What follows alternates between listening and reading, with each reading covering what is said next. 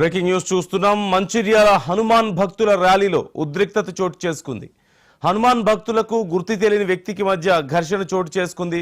సంఘటనా స్థలానికి హుటాహుటిని చేరుకున్న పోలీసులు అక్కడ సర్ది చెప్పే ప్రయత్నం చేశారు. ఈ నేపథ్యంలో పోలీసులకు హనుమాన్ భక్తులకు మధ్య తీవ్ర వాగ్వాదం చోటు చేసుకున్నట్లుగా మనకు సమాచారం అందుతోంది.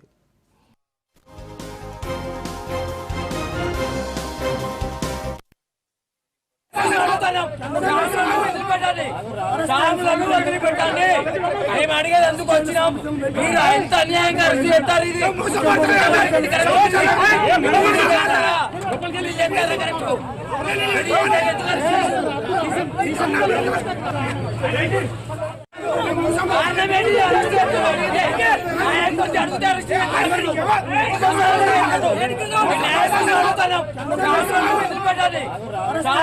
వదిలిపెట్టండి మేము అడిగేది ఎందుకు వచ్చినాం?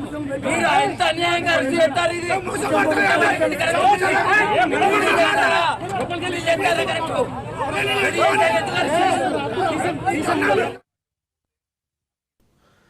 మంచిర్యాల హనుమాన్ భక్తుల ర్యాలీలో ఉద్రిక్తత చోటు చేసుకుంది. ముందుగా హనుమాన్ భక్తులకు గుర్తు తెలియని వ్యక్తికి మధ్య కొంత ఘర్షణ చోటు చేసుకున్నట్లుగా తెలుస్తోంది. ఈ నేపథ్యంలో సంఘటనా స్థలానికి వచ్చిన పోలీసులకు హనుమాన్ భక్తులకు వాగ్వాదం చోటు చేసుకున్నట్లుగా సమాచారం.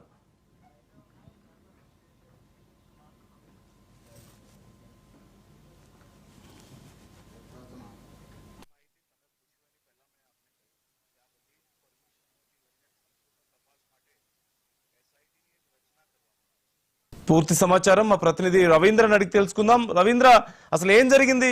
హనుమాన్ భక్తులకు ఆ సామాన్యుడు ఎవరు, ఆ తర్వాత పోలీసులకి వారికి ఏంటి మధ్య గొడవ ఏంటి?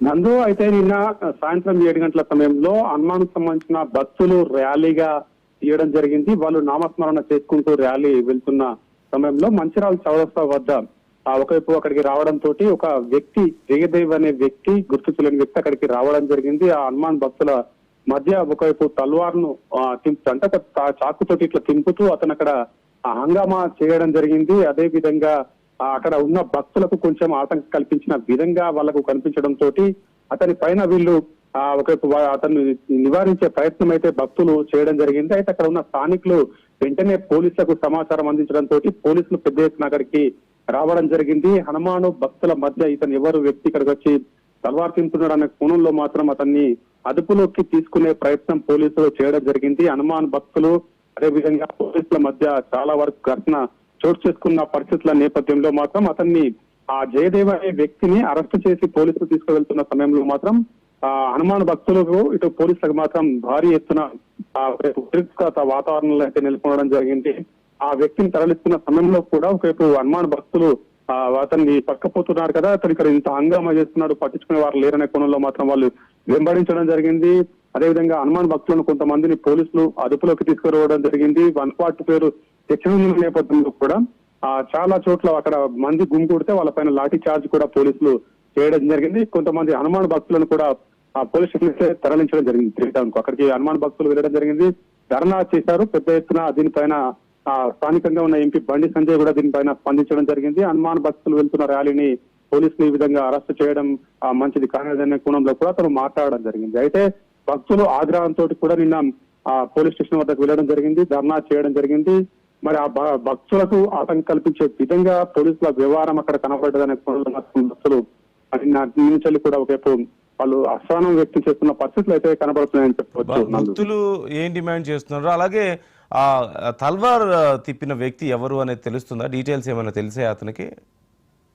మీరు అన్నట్టుగా అయితే ఆ తలవారు తింపిన వ్యక్తి ముందుగా అసలు వాళ్ళకు ఎవరనే కోణంలో కూడా తెలియకుండా ఎవరో వచ్చారు, దీంట్లో ఇన్వాల్వ్ అయ్యారు, తలవారు తింపారనే కోణంలో మాత్రం చాలా వరకు అయితే అంటే అసలు తలవారు ఎందుకు తెచ్చాడు, అక్కడికి వచ్చి ఆ ప్రదర్శన అసలు ఎందుకు చేశాడు అనే వివరాలు కూడా ఏం తెలియలేదా?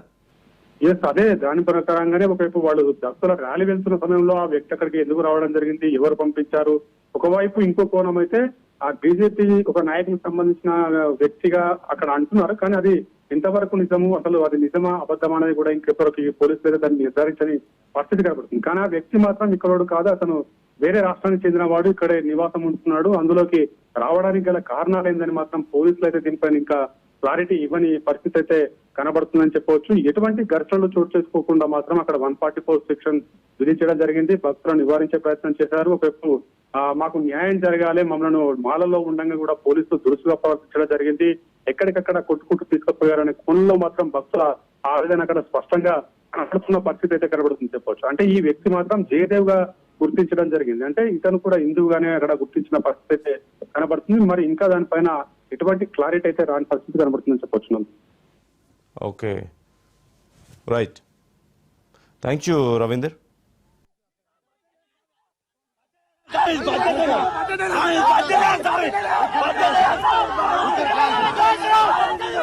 बोलो प्यार से बोलो, जय श्री राम, जय श्री राम, जय श्री राम,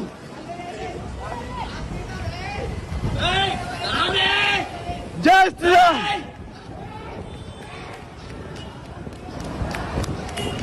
जय श्री राम, जय श्री राम, जय श्री राम, जय श्री राम, जय श्री राम.